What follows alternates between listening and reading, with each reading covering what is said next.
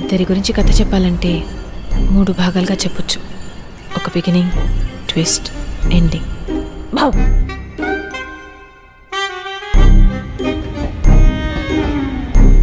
నేను నందుని రైల్వే స్టేషన్లో కలుసుకోవడం బిగినింగ్.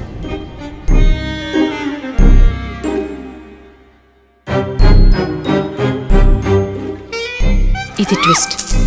రావణాసురుడు మమ్మీ డాడీ కూడా శూర్పణఖని సమంతనే అనుకుంటారు కదే. నువ్వు కత్తి నాన్న. రావణాసురుడి వాళ్ళ ఆవిడ కూడా వాళ్ళ ఆయన్ని పవన్ కళ్యాణ్ అని అనుకుంటుంది. ఇది అమ్మోరు కత్తి నాన్ను.